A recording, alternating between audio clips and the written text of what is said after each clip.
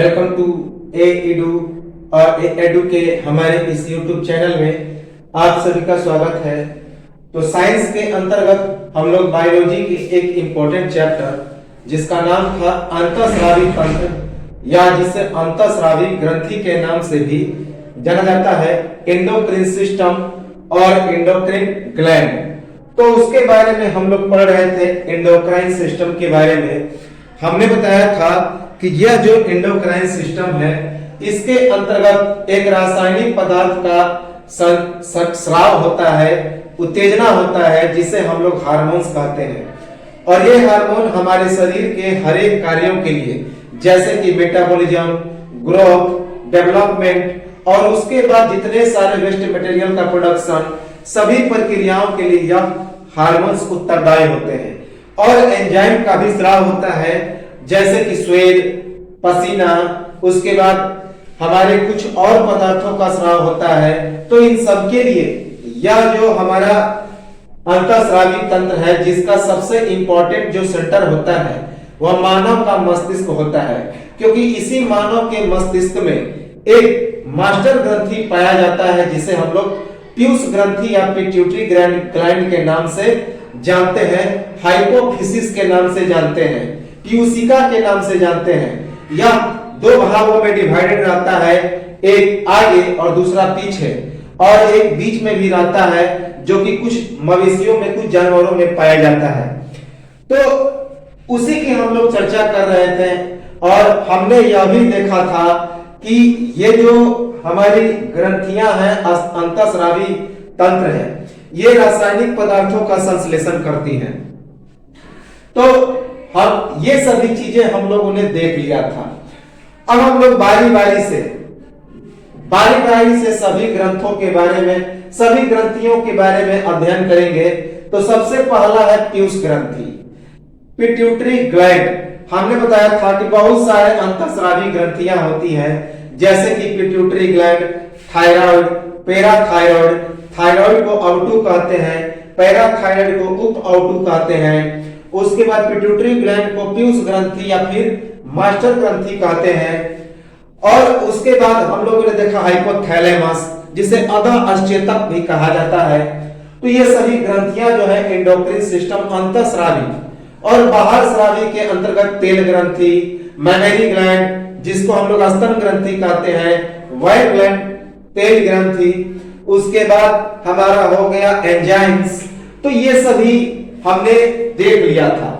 और यह भी हमने देखा था कि यह जो अंतःस्रावी ग्रंथियां होती हैं, जो एंडोक्राइन ग्लैंड होते हैं, उनमें नालिकाएं मौजूद नहीं होती हैं, ये नालिका विहीन होते हैं, डक्टलेस होते हैं। और इनमें हार्मोन का संश्लेषण होता है, हार्मोन का स्राव होता है, हार्मोन सेक्रेट होते हैं। जबकि जो बाहरी होते हैं उनमें नालिकाएं या वाहिकाएं मौजूद होती है और जिनसे एंजाइम का सेक्रेशन होता है, एंजाइम बाहर निकलते हैं। एंजाइम का मतलब होता है कुछ जूस होते हैं, पाचक रस होते हैं। तो इन्हीं के माध्यम से पसीना, इन सभी का संश्लेषण होता है। और हमने यह भी बताया था कि ब्लड के प्लाज्मा से अंतःस्रावी जो जितने सारे पदार्थ हैं, जो हार्मोन्स है, उनका फ्लो होता है, वाहिकाएं होती हैं, बहते हैं। तो चलिए अब हम लोग देखते हैं पीयूष ग्रंथि के बारे में। पीयूष ग्रंथि को हमने कहा था कि यह मानव के मस्तिष्क में पाया जाता है, हाइपोथैलेमस के बिल्कुल नीचे, और यह मस्तिष्क के तल में होता है, हाइपोथैलेमस के बिल्कुल पीछे होता है। और यह गुफा के अंदर में होता है, जिसे हम लोग सेल तर्शिका कहते हैं। यह भी हम लोग पढ़ चुके थे कि सेल तर्शिका, यह जो यहाँ पे यह एक गुफा है और इस रूप में मौजूद होता है यह पीयूष ग्रंथि। और इस गुफा के जो हड्डी होती है उसको हम लोग स्फेगम कहते हैं। तो उसको हम लोग क्या बोलते हैं, तो वह स्फेनोइड या स्फेगम कहा जाता है, स्फेनोइड कहा जाता है। और उसके बाद यहीं पे हाइपोथैलेमस का जुड़ाव होता है। हाइपोथैलेमस जुड़ा रहता है स्टॉक से। स्टॉक अर्थात एक पीयूषिका डंठ रहती है, डंठी रहती है, उसी से जुड़ा रहता है। और यह हाइपोथैलेमस पीयूष ग्रंथि को कंट्रोल करता है। लेकिन फिर भी पीयूष ग्रंथि को, पिट्यूटरी ग्लैंड को हम लोग मास्टर ग्लैंड कहते हैं, क्योंकि पिट्यूटरी ग्लैंड क्या होता है, मस्तिष्क का हिस्सा नहीं होता है, यह एक क्या है, ग्लैंड है, यह केवल हार्मोन का सेक्रेशन करता है। लेकिन जो हार्मोन जो बनते हैं कहां पे, हाइपोथैलेमस के अंदर में, लेकिन उनको बाहर सेक्रेशन करने का काम करता है कौन, तो यह पीयूष ग्रंथि, पिट्यूटरी ग्लैंड। और चूंकि मस्तिष्क का हिस्सा है, ब्रेन का पार्ट है कौन, हाइपोथैलेमस, जो हम लोग देखेंगे आगे, तो इसी कारण हाइपोथैलेमस को हम लोग मास्टर ग्लैंड नहीं कहते, और सभी ग्लैंड को कंट्रोल करता है पीयूष ग्रंथि। ये चीजें हमने देख ली थी। तो चलिए अब हम लोग उसी को कंट्रोल करते हैं, उसी को आगे करते हैं, पीयूष ग्रंथि को कंटिन्यू करते हैं। तो सबसे पहले कि पीयूष ग्रंथि जो है शरीर की सबसे छोटी अंतःस्रावी ग्रंथि होती है। It is the smallest endocrine gland, most important. Exam में बार बार पूछा जाता है कि शरीर की सबसे छोटी अंतःस्रावी ग्रंथि कौन है, तो the smallest endocrine gland of our body is pituitary gland. It is also called master gland because it controls, coordinates and exchange all the glands secreted by our body। तो जितने सारे हार्मोन्स होते हैं, जितने सारे ग्रंथियों के द्वारा से हार्मोन सेक्रेट किए जाते हैं, उन सब को नियंत्रण, समन्वय और एक्सचेंज करने का काम करता है कौन, पिट्यूटरी ग्लैंड। इसी कारण इसे मास्टर ग्लैंड के नाम से जानते हैं, और यह सबसे छोटी ग्रंथि होती है, स्मॉलेस्ट ग्लैंड होता है हमारे शरीर की। तो हमारे शरीर की सबसे छोटी अंतःस्रावी ग्रंथि कौन है, तो वह है पीयूष ग्रंथि। इंपॉर्टेंट है, it is the smallest endocrine gland of our body. सभी कशेरुकाओं में मौजूद होती है, लेकिन ये जो इनकी जो संरचना होती है विभिन्न विभिन्न समूहों के बीच अलग अलग होती है। तो यह जो पीयूष ग्रंथि है यह सभी कशेरुकाओं में होती है, अर्थात जितने सारे वर्टिब्रेट एनिमल्स हैं जिनमें रीढ़ की हड्डी पाई जाती है, तो उन सभी में यह मौजूद होती है। लेकिन इनका जो स्ट्रक्चर होता है सभी जीवों में अलग अलग होता है। तो सभी कशेरुकाओं में यह पीयूष ग्रंथियां मौजूद होती है, लेकिन संरचना जो है विभिन्न विभिन्न समूहों के बीच अलग अलग पाई जाती है। It is found in all vertebrate animals, but structures are different in all classes। इनका जो स्ट्रक्चर होता है वे अलग अलग वर्गों में, अलग अलग समूहों में अलग होता है। इसे हाइपोफिसिस के नाम से जाना जाता है, हाइपोफिसिस, और इसे पीयूषिका या फिर पिट्यूटरी के नाम से भी जाना जाता है। हमने बताया था, तो पीयूषिका को ही हाइपोफिसिस कहा जाता है। तो पीयूष ग्रंथि को हम लोग हाइपोफिसिस कहते हैं। हमने बताया था कि इसे पिट्यूटरी या पीयूषिका भी कहा जाता है। तो पिट्यूटरी ग्लैंड को हम लोग क्या कहते हैं, हाइपोफिसिस। इसीलिए तो इसके दो पार्ट, एडिनो हाइपोफिसिस और न्यूरो हाइपोफिसिस। तो एक आगे होता है ललाट खंड के, एक ललाट खंड के पीछे होता है, जिस अर्थात लोब, इसके दो लोब, ललाट खंड के आगे फ्रंटल लोब, ललाट खंड के पीछे बैकवर्ड लोब। जो फ्रंटल लोब होता है उसे एडिनो हाइपोफिसिस कहते हैं, और जो बैकवर्ड लोब में होता है उसे न्यूरो हाइपोफिसिस कहते हैं।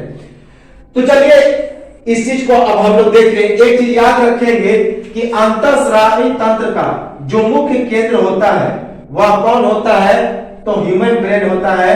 अभी हमने बता दिया कि ह्यूमन ब्रेन जो होता है, मानव मस्तिष्क, वह अंतःस्रावी तंत्र का मुख्य केंद्र होता है। It is the main central part of our endocrine system. तो ह्यूमन ब्रेन इज, जो ब्रेन होता है एंडोक्राइन सिस्टम का इंपॉर्टेंट सेंटर होता है, मुख्य केंद्र होता है, क्योंकि इसी में मौजूद है कौन, पीयूष ग्रंथि और हाइपोथैलेमस। तो अंतःस्रावी तंत्र का मुख्य केंद्र है मस्तिष्क। Centre of endocrine gland is human brain.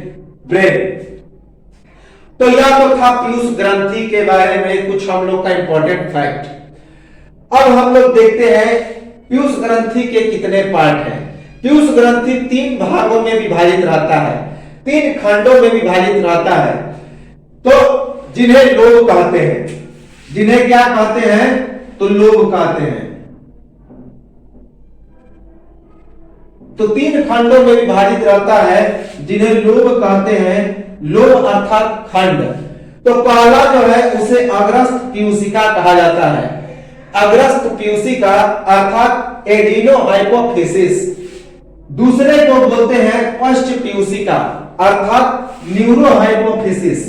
दूसरा जो ललाट खंड है उसे न्यूरो हाइपोफिसिस कहते हैं, पश्च पीयूषिका कहते हैं। मेनली इन्हीं 2 पार्ट में डिवाइडेड रहता है, लेकिन कुछ जीवों में एक मध्य पीयूषिका भी होता है, मध्य ललाट खंड भी होता है, जिसे मिडिल लोब या मिडिल पिट्यूटरी कहते हैं। तो मिडिल लोब या मिडिल पिट्यूटरी लोब कुछ जीवों में पाए जाते हैं, लेकिन मुख्यतः 2 ही होते हैं, एक अग्रस्त पीयूषिका अर्थात एडिनो हाइपोफिसिस और पश्च पीयूषिका अर्थात न्यूरो हाइपोफिसिस। ये हमारे ललाट खंड है किसके, तो पीयूष ग्रंथि के। और तीसरा जो पाया जाता है मध्य पीयूषिका, जिसे मध्य ललाट खंड या फिर middle lobe, middle pituitary lobe कहते हैं। तो हम लोग एक एक करके इन्हें देखें। तो सबसे पहले अग्रस्त पीयूषिका, अग्रस्त पीयूषिका अर्थात एडिनो हाइपोफिसिस।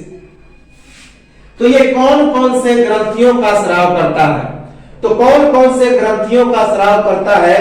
पहला तो एसीटीएच, एड्रीनो कोर्टिकोट्रोफिक हार्मोन। तो एड्रीनो कोर्टिकोट्रोफिक हार्मोन इसका स्राव करता है एसीटीएच, इंपॉर्टेंट है। तो यह जो एडिनो हाइपोफिसिस है वह कौन सी ग्रंथि का स्राव करता है, एसीटीएच अर्थात एड्रीनोकोर्टिकोट्रोफिक हार्मोन, इसे याद रखेंगे। उसके बाद सबसे इंपॉर्टेंट जो पूछा जाने वाला है टीएसएच अर्थात thyroid stimulating hormone, thyroid stimulating hormone, thyroid प्रेरक हार्मोन भी इसको बोलते हैं। थायराइड प्रेरक हार्मोन कि थायराइड को उत्तेजित करने वाला हार्मोन जो होता है वह पीयूष ग्रंथि ही छोड़ता है। उसका अगला भाग एडिनो हाइपोफिसिस, याद रखेंगे, इंपॉर्टेंट है। तो टीएसएच थायराइड स्टिमुलेटिंग हार्मोन, इसका भी स्राव करता है कौन, पीयूष ग्रंथि। उसका जो अग्रस्त पीयूषिका है अर्थात adeno hypophysis. TSH thyroid stimulating hormone अर्थात जिसे थायराइड प्रेरक हार्मोन भी कहते हैं। उसके बाद पीआरएल, पीआरएल प्रोलैक्टिक हार्मोन जिसको बोलते हैं, प्रोलैक्टिक हार्मोन। हम लोग जानते हैं कि दूध में लैक्टिक एसिड की मात्रा होती है, और जो ह्यूमन बॉडी होता है, जो मानव शरीर होता है, उसके मेमरी ग्लैंड में जो स्तन ग्रंथि होता है उसमें जो हार्मोन पाया जाता है उसका नाम है पीआरएल, और उसका सेक्रेशन कौन करता है, तो पीयूष ग्रंथि, पिट्यूटरी ग्लैंड उसको सेक्रेट करता है। उसका जो अग्रस्त पीयूष ग्रंथि का जो अग्रस्त पीयूषिका है उसका अगला हिस्सा जिसे एडिनो हाइपोफिसिस कहते हैं वह पीआरएल अर्थात प्रोलैक्टिक हार्मोन, उसका नाम क्या है, प्रोलैक्टिक हार्मोन, जो कि स्तन वृद्धि में सहायक होता है। तो यह जो प्रोलैक्टिक हार्मोन है स्तनों की वृद्धि एवं स्तनों में दूध के स्रावन के लिए उत्तरदायी होता है। किस समय, तो गर्भावस्था के समय। तो गर्भावस्था के समय जो महिलाएं होती हैं उसके स्तन में जो वृद्धि होती है और स्तनों में जो दूध का स्राव होता है वो इसी पीआरएल के कारण अर्थात प्रोलैक्टिक हार्मोन्स के कारण, जिसका सेक्रेशन करता है एडिनो हाइपोफिसिस अर्थात पीयूष ग्रंथि का जो अग्र भाग होता है, अग्र ललाट खंड होता है, फ्रंटल लोब होता है जिसका नाम है अग्रस्त पीयूषिका, तो वह स्राव करता है पीआरएल प्रोलैक्टिक हार्मोन। यह स्तनों की वृद्धि एवं स्तनों में दूध के स्रावन के लिए उत्तरदायी होता है। किस अवस्था में, तो गर्भावस्था में। It is responsible for increasing mammary gland mammary and secretion in milk during fitness. तो it is responsible for increasing mammary and secretion in milk during fitness. उसके बाद ग्रोथ हार्मोन, तो पीयूष ग्रंथि वृद्धि हार्मोन, जिसे हम लोग क्या कहते हैं, तो उसका नाम है सोमेटाट्रोपिन।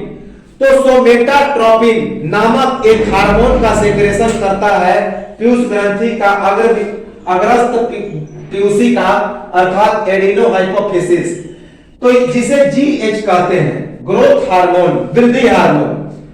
तो वृद्धि हार्मोन का भी सेक्रेशन करता है ग्रोथ हार्मोन अर्थात जीएच।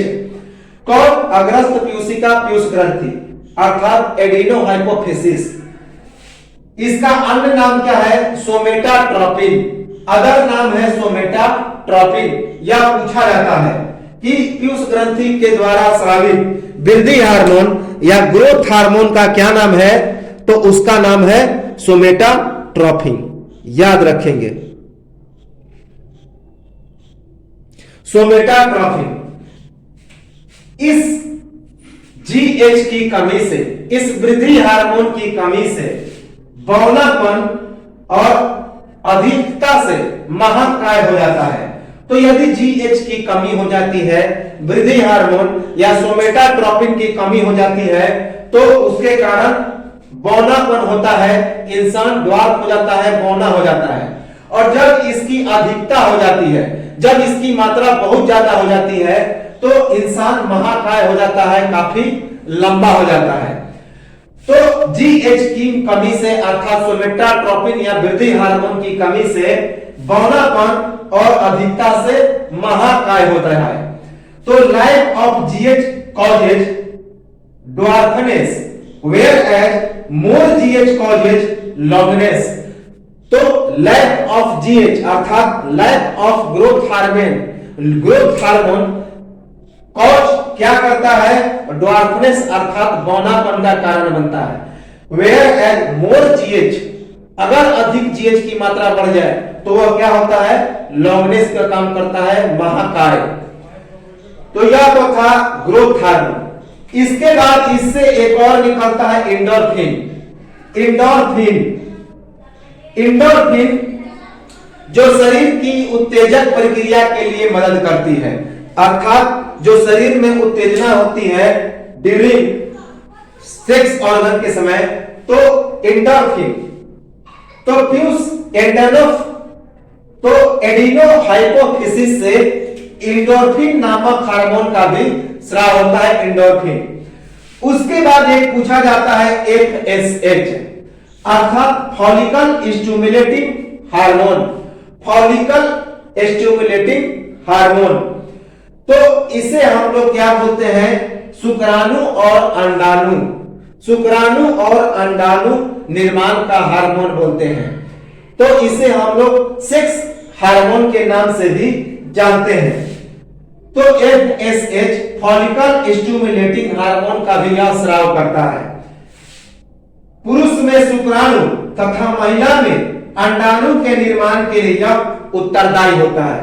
तो यह जो एफएसएच होता है, जिसका नाम ही है फॉलिकल स्टिमुलेटिंग हार्मोन, या पुरुष में शुक्राणु जो कि पुरुष का एक सेक्स हार्मोन है, सेक्स ऑर्गन है, और महिला में अंडाणु अर्थात यह महिला का सेक्स ऑर्गन है, उसके निर्माण के लिए उत्तरदायी होता है।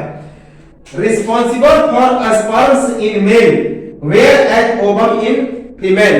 तो यह जो एफएसएच होता है फॉलिकल स्टिमुलेटिंग हार्मोन, पुरुष में शुक्राणु अर्थात responsible of sperm in human, but महिला में अंडाणु के निर्माण के लिए उत्तरदायी होता है, अर्थात ओवम इन फीमेल। तो responsible for sperms in male whereas ovum in female. उसके बाद एलएच अर्थात ल्यूटेनाइजिंग हार्मोन। ल्यूटेनाइजिंग हार्मोन जो होता है, इसका भी यह क्या करता है? स्राव करता है अग्रस्त पीयूषिका एडिनोहाइपोफिसिस। तो ल्यूटेनाइजिंग, याद रखेंगे कि ल्यूटेनाइजिंग हार्मोन का भी स्राव करता है। इसे लिंग हार्मोन के नाम से भी जानते हैं, लिंग हार्मोन का स्रावन। तो यह जो है ल्यूटेनाइजिंग हार्मोन, इसे लिंग हार्मोन के नाम से भी जानते हैं, क्योंकि इससे हमारे लिंग में वृद्धि होती है। तो लिंग हार्मोन के नाम से किसे जानते हैं? एलएच, ल्यूटिनाइजिंग हार्मोन, जिसका सेक्रेशन कौन करता है? एडिनो हाइपोफिसिस या अग्रस्त पीयूषिका। याद रखेंगे, इंपॉर्टेंट है। तो ये तो था हमारा एडिनो हाइपोफिसिस। उसके बाद सभी हार्मोनों का स्राव हाइपोथैलेमस के प्रभाव से। तो इनका जो अग्रस्त पीयूषिका होता है, एडिनो हाइपोफिसिस होता है, इसके सभी हार्मोनों का जो स्राव होता है किसके प्रभाव से होता है? तो हाइपोथैलेमस के प्रभाव से। अभी हमने बताया कि हाइपोथैलेमस इस पीयूष ग्रंथि पर कंट्रोल करता है, लेकिन इसे मास्टर ग्रंथि इसलिए नहीं कहते क्योंकि यह ब्रेन का भी एक हिस्सा होता है। Hypothalamus is a part of brain. हमने इसे पढ़ लिया है स्केलेटल सिस्टम के अंतर्गत में। तो इसीलिए इसे न्यूरो हार्मोन की संज्ञा दी गई है। हाइपोथैलेमस को क्या कहा गया है? न्यूरो हार्मोन, जो हम लोग आगे पढ़ेंगे। तो अग्रस्त पीयूषिका अर्थात एडिनो हाइपोफिसिस के सभी हार्मोनों का स्राव किसके प्रभाव से? तो हाइपोथैलेमस के प्रभाव से होता है। The secretion of these hormones by the effect of hypothalamus, अर्धपेशिका के नाम से जानते हैं इसे। तो the secretion of these hormones by the effect of hypothalamus, अग्रस्त पीयूषिका के ललाट खंड में अधा अचेतक अर्थात हाइपोथैलेमस उस अधा अचेतक संबंधी हार्मोनों का स्राव एक विशेष कोशिका प्रणाली के माध्यम से होता है, जिसे क्या कहा जाता है? तो हाइपोथैलेमस पीयूषिका संबंधी पोर्टल प्रणाली। तो एक प्रणाली से एक दूसरे से जुड़े रहते हैं, जैसा कि अभी हमने बताया कि यहीं पे एक प्रणाली से जुड़े रहते हैं जिसे पीयूषिका डांठ कहते हैं। तो पीयूषिका डांठ या स्फेनोइड कहते हैं। तो इस पूरे प्रणाली को हम लोग क्या बोलते हैं? इस पूरे प्रणाली को हाइपोथैलेमस पीयूषिका संबंधी पोर्टल प्रणाली कहा जाता है। तो जो एडिनो हाइपोफिसिस होता है, अग्रस्त पीयूषिका, अग्रस्त ललाट खंड, उसमें जो अर्ध अचेतक होता है, हाइपोथैलेमस होता है, तो अर्ध अचेतक संबंधी हार्मोन का स्राव एक विशेष केशिका प्रणाली के माध्यम से होता है, जिसे क्या कहा जाता है? तो हाइपोथैलेमस पीयूषिका संबंधी पोर्टल प्रणाली कहा जाता है। इन एडिनो हाइपोफिसिस और लो the secretion of hypothalamus is by an special system, special tube system which is called hypothalamus pituitary related portal system। hypothalamus pituitary related portal system कहा जाता है, याद रखेंगे। इसका विकास ग्रसनी के पृष्ठीय दीवार में उत्पन्न खाद के कारण होता है, इसलिए इसका नाम राथके की थैली कहा जाता है, VVI। तो यह जो अग्रस्त पीयूषिका होता है, इसका निर्माण कहां पे होता है? तो जो हमारा फायरिक्स होता है यहाँ पे, तो फायरिक्स के पृष्ठीय दीवार से होता है। उसमें उत्पन्न एक खात होता है। क्या होता है? तो एक प्रकार का खात होता है। खात अर्थात जो होता है लैटरल दीवार का एक पोर्शन होता है, तो उसी से होता है। इसी कारण इसलिए इसका नाम क्या है? राथके की थैली है। तो इसका विकास ग्रसनी के पृष्ठीय दीवार में उत्पन्न खाद के कारण होता है, इसीलिए इसका नाम क्या है? तो इसीलिए इसे राथके की थैली कहते हैं। राथके की थैली, राथकेस bag.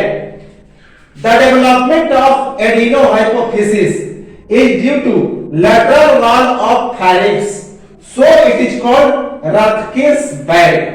So the development of adenohypophysis is due to lateral wall of pharynx, so it is called Rathke's bag. राथके की थैली कहा जाता है।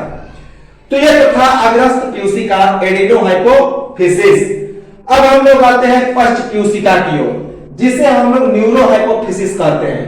न्यूरो हाइपोफिसिस, क्योंकि यह मस्तिष्क का बिल्कुल पिछला हिस्सा होता है, तंत्रिका तंत्र से इसका जुड़ाव होता है। तो फर्स्ट पीयूसी का न्यूरो हाइपोफिसिस यह हमारे ललाट खंड का पिछला हिस्सा है, जो हमारा पीयूष ग्रंथि है।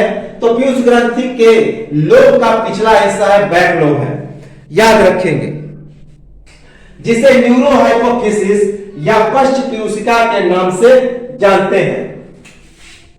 ऑक्सीटोसिन का स्राव होता है, बहुत ही इंपॉर्टेंट है, जिसका अधिकांश हिस्सा का स्राव हाइपोथैलेमस में स्थित परानिलयी नाभिक से होता है। याद रखेंगे कि यह जो फर्स्ट पीयूषिका होता है, न्यूरो हाइपोफिसिस होता है, तो उससे ऑक्सीटोसिन नामक एक हार्मोन का स्राव होता है, जिसका जो अधिकांश हिस्सा होता है वह हाइपोथैलेमस में स्थित वरानलयी नाभिक से स्राव होता है।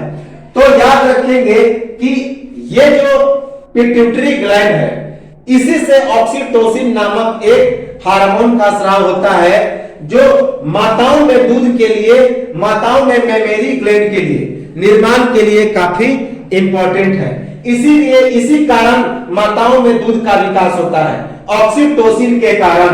उसमें जो एक पीला रंग का गाढ़ा द्रव होता है, जो कि बच्चों के विकास के लिए काफी इंपॉर्टेंट है, तो उसका भी निर्माण होता है, किसके द्वारा? ऑक्सीटोसिन के द्वारा।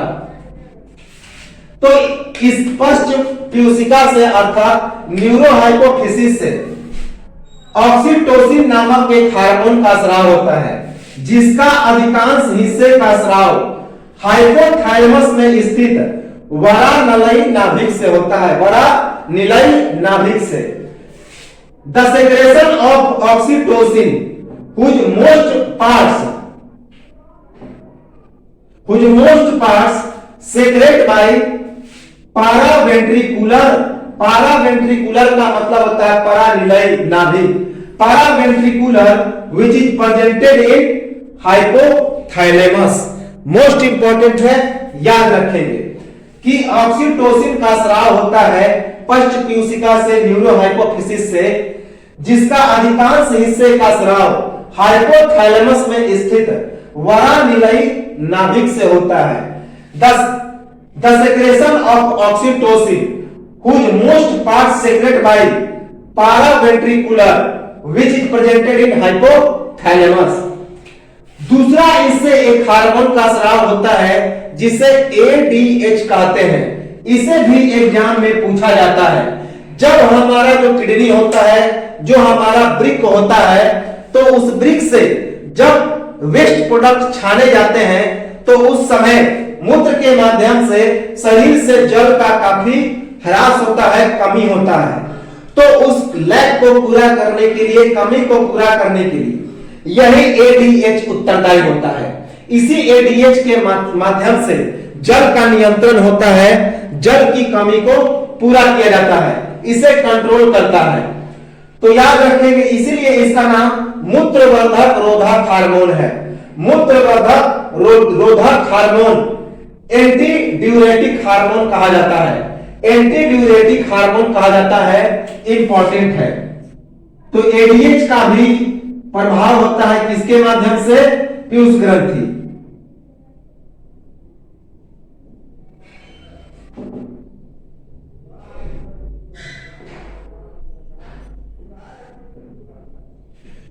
तो मूत्रवर्धक रोधक हार्मोन अर्थात ADH, जिसका और नाम क्या है, जिसे वासोप्रेसिन के नाम से जानते हैं, जिसे वासोप्रेसिन के नाम से जानते हैं,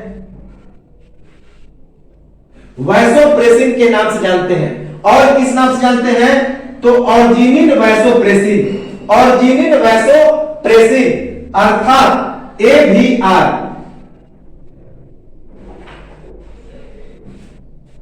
याद रखेंगे, ऑर्जिनिन वासोप्रेसिन कहते हैं, AVP।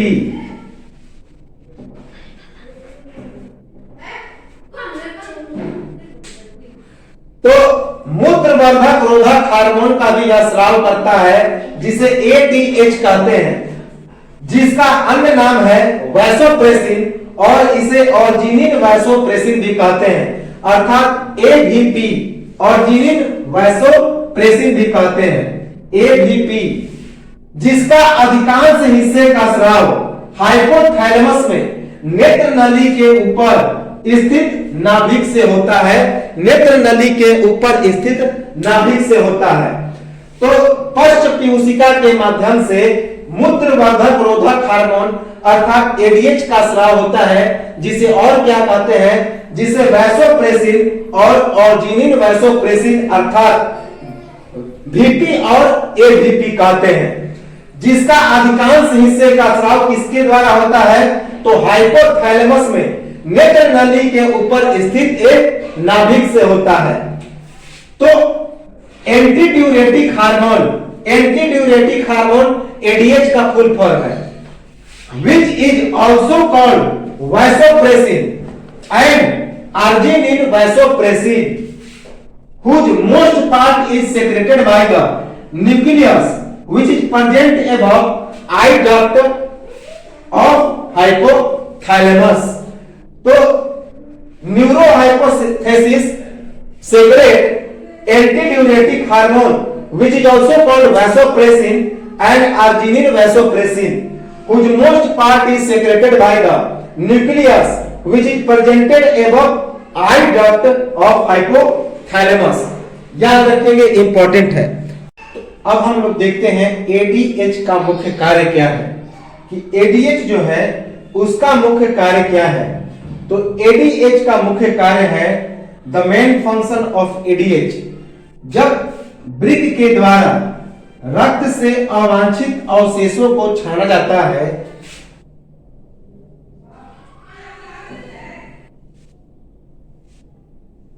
तो जब वृक्क के द्वारा रक्त से अवांछित अवशेषों को छाना जाता है, तब वृक्क के द्वारा पुनः अवशेषित जल की मात्रा को नियंत्रित करके जल संतुलन की मात्रा को यह नियंत्रित करता है। कौन? एडीएच। याद रखेंगे कि हमने बताया था कि यह जो एडीएच है वह मूत्र का नियंत्रण करता है। कब? जब जो गुर्दा होता है, जो वृक्क होता है, वह क्या करता है कि जल का जो मूत्र को छाने का काम करता है, तो उस समय शरीर से जल का काफी ह्रास होता है मूत्र के माध्यम से, तो उसको एडीएच क्या करता है, उसको नियंत्रित करता है, शरीर में जल की संतुलन को बनाए रखता है, वाटर बैलेंस को बनाता है। अर्थात यह जो एंटीड्यूरेटिक है हार्मोन है, एंटीड्यूरेटिक हार्मोन एडीएच, उसका मुख्य कार्य है, जब वृक्क के द्वारा रक्त से अवांछित अवशेषों को छाना जाता है, तब वृक्क के द्वारा पुनर्अवशेषित जल की मात्रा को यह एडीएच नियंत्रित करके जल संतुलन का मान नियंत्रित करता है, जल संतुलन को नियंत्रित करता है। तो ADH helps to regulate the water balance in the body by controlling the amount of water the kidneys reabsorb while they are filtering water out of the blood. तो ADH helps to regulate the water balance in the body by controlling the amount of water the kidneys reabsorb while they are filtering waste out of the blood। जब अवांछित पदार्थों को खून से अलग करते हैं, तो उस कंडीशन में शरीर में जल की मात्रा काफी क्या की जाती है, तो बर्बाद होती है। तो उसी को पुनर्अवशोषित करने का काम करता है एडीएच, और उसके बाद यह शरीर में जल की मात्रा को नियंत्रित करता है। एडीएच की कमी से बार बार पेशाब लगता है, तो याद रखेंगे जब एडीएच की शरीर में कमी हो जाएगी, एंटीड्यूरेटिक हार्मोन की कमी हो जाएगी, तो बार बार पेशाब लगेगा। तो lack of ADH causes toilet at regular intervals. तो lack of ADH causes toilet of regular intervals. या इसका एक और काम है मूत्र का सांद्रण करना। यह मूत्र को क्या करता है, रेगुलेट करता है, रेगुलेट टॉयलेट्स। तो यूरिन को रेगुलेट करता है कौन, एडीएच। तो एडीएच का प्रमुख कार्य यही है कि मूत्र को बार बार आने से रोकना और उसके बाद शरीर में जल की कमी को नियंत्रित करना। जब वृक्क के द्वारा जल को क्या किया जाता है कि बाहर निकाल दिया जाता है, जब ब्लड में वह छानने का काम करते हैं तो उसकी कमी को यह नियंत्रित करता है। एडीएच बहुत इंपॉर्टेंट काम है। अब हम लोग देखते हैं ऑक्सीटोसिन के बारे में। ऑक्सीटोसिन को प्यार हार्मोन कहते हैं, ऑक्सीटोसिन को प्यार हार्मोन कहते हैं, लव हार्मोन कहते हैं, क्योंकि इसी ऑक्सीटोसिन के कारण माताओं का संबंध छोटे छोटे बच्चों से होता है। क्योंकि माताओं में जो दूध का विकास होता है, जो स्तन का विकास होता है ड्यू टू ऑक्सीटोसिन, तो उनमें जो गाढ़ा पीला रंग का जो द्रव होता है, उस द्रव का निर्माण, उस गाढ़े पीले द्रव का निर्माण इसी ऑक्सीटोसिन के कारण होता है। तो इसी कारण ऑक्सीटोसिन को प्यार का हार्मोन कहते हैं, लव हार्मोन कहते हैं। यह इंपॉर्टेंट है। लव हार्मोन किसे कहते हैं? तो लव हार्मोन कहते हैं ऑक्सीटोसिन को। मनुष्य में दूध के निष्कासन एवं प्रसव पीड़ा के लिए उत्तरदायी। तो जो प्रसव के समय पीड़ा होती है, गर्भ में जब बच्चे जन्म लेते हैं तो उसमें जो पीड़ा होती है, दर्द होती है, तो उसके लिए भी यही ऑक्सीटोसिन हार्मोन उत्तरदायी होता है, रिस्पॉन्सिबल होता है। तो मनुष्य में दूध के निष्कासन एवं प्रसव पीड़ा के लिए उत्तरदायी कौन होता है? Oxytocin. Responsible for excretion in milk in human and pain in birth of child. तो responsible for excretion in milk and pain in birth of child. शिशु जन्म के गर्भावस्था का सामान्य दशा में लाना। तो शिशु जन्म के समय, शिशु जन्म के बाद गर्भावस्था को यही सामान्य अवस्था में ला देता है। तो जब शिशु का जन्म होता है तो गर्भ अवस्था को यह वापस उस सामान्य दशा में अर्थात नॉर्मल कंडीशन में वापस लाने का काम कौन करता है? तो ऑक्सीटोसिन हार्मोन। तो शिशु जन्म के बाद गर्भावस्था की सामान्य दशा में लाने का काम कौन करता है? तो ऑक्सीटोसिन हार्मोन। तो rich normal condition of oviduct at the time of baby birth. तो rich normal condition of oviduct at the time of baby birth and it is caused by oxytocin hormone. तो oxytocin hormone का मुख्य संबंध जनन प्रक्रिया से है, उसके बाद मनुष्य के स्तन की प्रक्रिया से है, उसमें दूध बनने की प्रक्रिया से है। तो ये सभी का काम कौन करता है? Oxytocin hormone. अब हम लोग आते हैं मध्य पीयूषिका या मध्य ललाट खंड, middle lobe, middle pituitary gland. तो मिडिल जो मध्य पीयूषिका ग्रंथि होती है उसके बारे में हम लोग आते हैं। कई अन्य पशुओं में उपस्थित, तो यह जो मध्य पीयूषिका है सभी जानवरों में उपस्थित नहीं होता। कुछ जो जानवर होते हैं, कुछ जो पशु होते हैं, उन्हीं में यह पाए जाते हैं। Presented in some other animals, तो कुछ अन्य पशुओं में इसकी उपस्थिति पाई जाती है। Presented in some other animals. इसका मुख्य काम है शारीरिक अंग के परिवर्तन पर नियंत्रण। तो शरीर के अंग में जो परिवर्तन होता है, जो ह्यूमन जो ऑर्गन होता है उसमें जो चेंजिंग होता है, उसी के कंट्रोल को या उसी को यह कंट्रोल करता है, उसी के कंट्रोल में यह रिस्पॉन्सिबल होता है। तो शारीरिक अंग के परिवर्तन पर नियंत्रण का काम कौन करता है? तो मिडिल लोब, जो मध्य ललाट खंड का हिस्सा है, मध्य पीयूषिका है, वही काम करता है। मिडिल पिट्यूटरी काम करता है।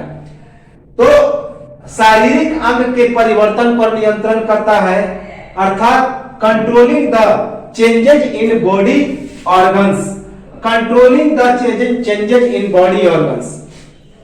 वयस्क मानवों में यह अग्रस्थ और पश्च पीयूषिकाओं के बीच एक पतली परत के रूप में होता है। तो वयस्क मानवों में यह जो मध्य पीयूषिका होता है, अग्रस्थ और पश्च पीयूषिकाओं के बीच एक पतली परत के रूप में होता है। याद रखें, थिन लेयर का निर्माण करता है। तो वयस्क मानवों में यह अग्रस्थ और पश्च पेशिकाओं के बीच एक पतली परत की तरह होता है। तो it is a thin layer between adenohypophysis and neurohypophysis in adult male. तो it is a thin layer between adenohypophysis and neurohypophysis in adult male. कौन? तो मध्य पेशिका। याद रखेंगे, मेलिनिन कोशिका को उत्तेजित करने वाले हार्मोन का स्रावन करता है। तो VVI है, यह MSH का स्राव करता है। MSH यानी मेलिनिन सेक्रेटेड हार्मोन। मेलिनिन सेक्रेटेड हार्मोन को यह क्या करता है? तो उत्तेजित करता है। तो मेलिनिन कोशिका को उत्तेजित करने वाले हार्मोन को भी यह क्या करता है? तो स्रावित करता है। कौन? मध्य पेशिका, जो मिडिल पिट्यूटरी ग्लैंड होता है। Secretion of melanin secretion hormone, secretion of melanin secretion hormones. कभी कभी क्या कहा जाता है कि यह जो MSH है वह MSH को सेक्रेशन करने का काम एडिनोहाइपोफिसिस करता है, लेकिन यह बात सही नहीं है। MSH को सेक्रेशन करने का काम यह मध्य पेशिका का है, मिडिल पिट्यूटरी ग्लैंड का है, न कि अग्रस्थ पेशिका का, अर्थात एडिनोहाइपोफिसिस का यह काम नहीं है। तो MSH जो है वह मध्य पेशिका अर्थात मिडिल पिट्यूटरी ग्लैंड का काम है। अब हम लोग आते हैं पीयूष ग्रंथि के कौन कौन से कार्य हैं। फंक्शन ऑफ पिट्यूटरी ग्लैंड, तो ये सारी चीजें लगभग हम लोगों ने देख ली, कौन कौन से फंक्शन है। तो पीयूष ग्रंथि के कार्य, फंक्शंस ऑफ पिट्यूटरी ग्लैंड। पहला कार्य क्या है कि शरीर पर वृद्धि की नियंत्रण। अभी हमने बताया जो GH हार्मोन है सोमेट्राट्रोपिन हार्मोन शरीर की वृद्धि को नियंत्रित करता है, ग्रोथ को कंट्रोल करता है। तो पहला काम तो हो गया शरीर में वृद्धि पर नियंत्रण। Controls growth in our body, controls growth in our body. कौन? पीयूष ग्रंथि।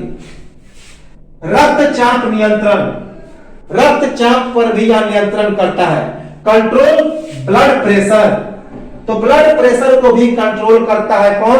पीयूष ग्रंथि। याद रखेंगे, गर्भावस्था और प्रसव के दौरान संकुचन के लिए उत्तरदायी। तो अभी हमने बताया कि जब शिशु का जन्म हो जाता है तो गर्भावस्था को यह क्या करता है कि कंट्रोल कर लेता है, नियंत्रित कर लेता है, वापस सामान्य दशा में यह लाने का काम करता है, नॉर्मल कंडीशन में उसे ला देता है। तो गर्भावस्था और प्रसव के दौरान यह संकुचन के लिए उत्तरदायी है। तो responsible for contraction during fitness, responsible for contraction during fitness. स्तन में दूध का उत्पादन, तो स्तन में दूध का उत्पादन किसके द्वारा होता है? तो पीयूष ग्रंथि के द्वारा। अभी हमने बताया इसका काम कौन करता है? तो पीयूष ग्रंथि का अगला हिस्सा जिसे एडिनोहाइपोफिसिस या अग्रस्थ पेशिका कहते हैं, उसमें से एक हार्मोन निकलता है PRL, प्रोलैक्टिक हार्मोन। तो प्रोलैक्टिक हार्मोन स्तन दूध के उत्पादन का काम करता है। Production of mammary milk, production of mammary milk. अवटु ग्रंथि का कार्य, अवटु ग्रंथि का कार्य अर्थात फंक्शंस ऑफ थायराइड। तो थायराइड जो ग्लैंड होता है उसके फंक्शंस को यह कंट्रोल करता है, उसके सभी कार्यों को लगभग यही करता है।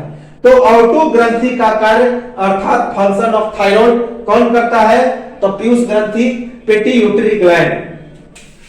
भोजन को ऊर्जा में परिवर्तन या भोजन को ऊर्जा में परिवर्तित करता है, अर्थात टोटल जो मेटाबॉलिज्म प्रोसेस है वह काम कौन करता है?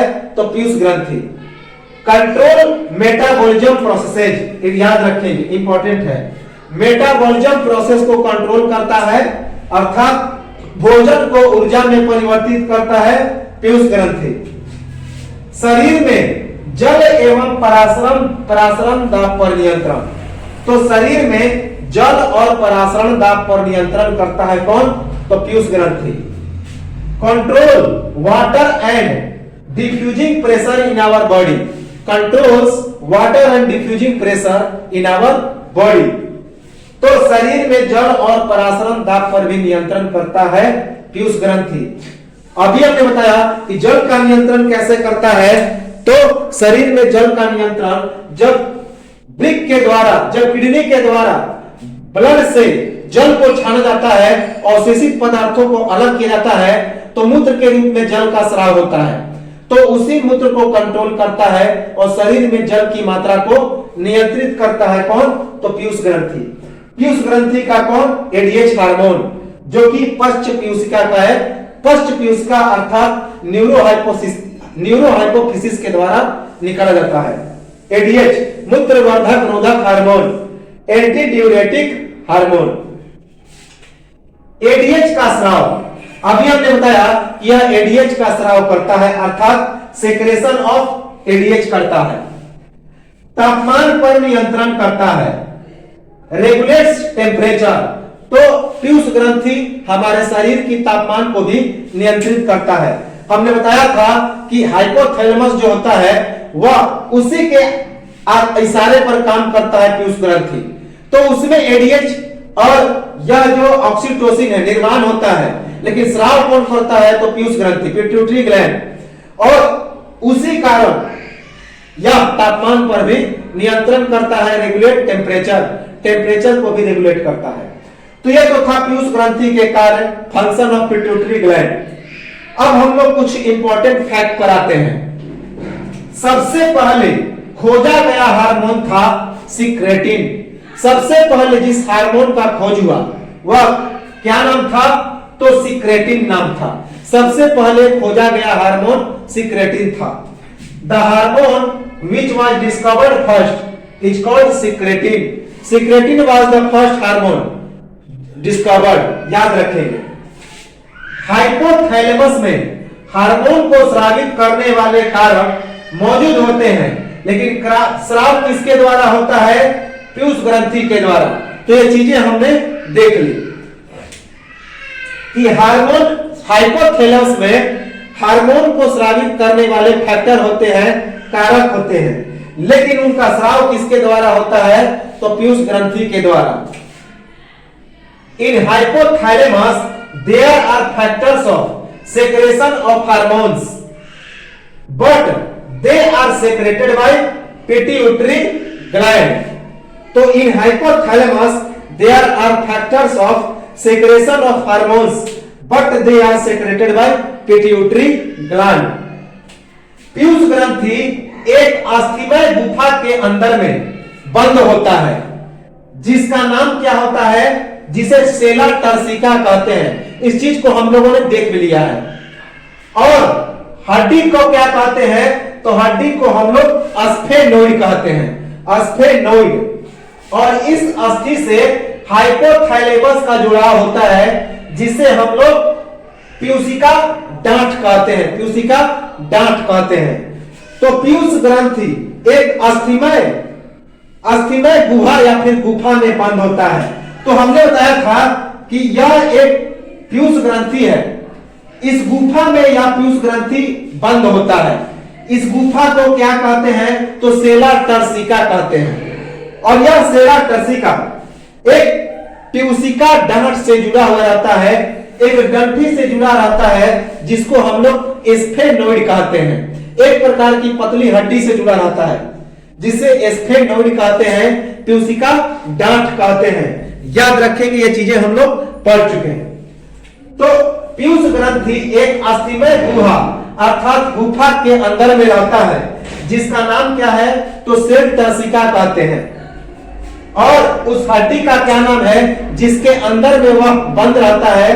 उस अस्थि या हड्डी का नाम है सेल स्फेनोइड, उसे स्फेनोइड कहते हैं। और इस हड्डी से हाइपोथैलेमस का जुड़ाव होता है, जिसे क्या कहते हैं? तो पीयूषिका डांठ कहते हैं। The pituitary gland is located in A bony cavity of sphenoid called cell turcica, and it is attached to hypothalamus by an stalk. Stalk का मतलब क्यूसिका डांट. तो the pituitary gland is located in a bony cavity of sphenoid called cell turcica, and it is attached to hypothalamus by an stalk. Piyush ग्रंथि का नियंत्रण और इसके दोनों ललाट खंडों का नियंत्रण किसके द्वारा होता है? तो हाइपोथैलेमस के द्वारा.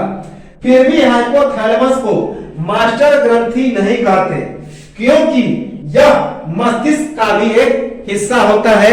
ये चीजें हम लोग देख चुके कि चूंकि पीयूष ग्रंथि का नियंत्रण और इसके दोनों ललाट खंडों का नियंत्रण अर्थात अग्रस्थ पीयूषिका और पश्च पीयूषिका का नियंत्रण अर्थात एडिनो हाइपोफिसिस और न्यूरो हाइपोफिसिस का नियंत्रण कौन करता है? तो यह नियंत्रण करता है हाइपोथैलेमस. लेकिन फिर भी हाइपोथैलेमस को मास्टर ग्लैंड नहीं कहते. क्यों नहीं कहते? क्योंकि हाइपोथैलेमस मस्तिष्क का भी एक हिस्सा होता है. तो पीयूष ग्रंथि का नियंत्रण और इसके दोनों ललाट खंडों का नियंत्रण हाइपोथैलेमस के द्वारा होता है. फिर भी हाइपोथैलेमस को मास्टर ग्रंथि नहीं कहते, क्योंकि यह मस्तिष्क का भी एक हिस्सा होता है. Although hypothalamus controls pituitary glands, but it is not called master gland because it is also a part of brain. Although hypothalamus controls pituitary gland, but it is not called master gland because it is also a part of brain. ADH तथा oxytocin hormone का निर्माण hypothalamus अर्थात अधः अस्चेतक में होता है, लेकिन उसका स्राव पीयूष ग्रंथि के द्वारा होता है. अभी हमने बताया कि एडीएच और एडीएच और ऑक्सीटोसिन हार्मोन का निर्माण हाइपोथैलेमस के अंदर में होता है, लेकिन उसका स्राव पीयूष ग्रंथि के द्वारा होता है. याद रखेंगे, ADH and oxytocin hormones are formed in hypothalamus, but it is secreted by pituitary gland. कार्यात्मक रूप से पीयूष ग्रंथि का जो जुड़ाव होता है वह हाइपोथैलेमस से होता है, एक मस्तिष्क के उभार के द्वारा, जिसका नाम क्या है? तो पीयूषिका डांट कहा जाता है. तो अभी हमने ये चीजें पढ़ ली कि जो कार्यात्मक रूप से अर्थात फंक्शन के आधार पे कार्यात्मक रूप से पीयूष ग्रंथि का जो जुड़ाव होता है वह हाइपोथैलेमस से एक मस्तिष्क के उभार से होता है, जिसे क्या कहा जाता है? तो उसका नाम है पीयूषिका डांट. उसे क्या कहा जाता है? पीयूषिका डांट कहा जाता है, अर्थात पिट्यूटरी स्टॉक कहा जाता है. याद रखेंगे, pituitary stock. Pituitary gland is connected via hypothalamus by a pituitary stalk. तो pituitary gland is connected via hypothalamus by a pituitary stalk. तो ये तो था पीयूष ग्रंथि पिट्यूटरी ग्लैंड. पिट्यूटरी ग्लैंड के कुछ और फैक्ट हैं और हार्मोन से संबंधित कुछ और फैक्ट हैं, तो उनको हम लोग देखेंगे अगले वीडियो में. और उसके बाद चलेंगे हाइपोथैलेमस की ओर, और हाइपोथैलेमस के बाद देखेंगे हम लोग अवटु ग्रंथि को देखेंगे, और उसके बाद उप अवटु ग्रंथि को देखेंगे, अर्थात हम लोग थायराइड और पैराथायराइड को देखेंगे, और उसके बाद पैंक्रियाज अग्नाशय को देखेंगे. सभी ग्रंथों को बारी बारी से देखेंगे. तो एक स्क्रीनशॉट लें और मिलेंगे अंतःस्रावी तंत्र के अगले हिस्से में. तब तक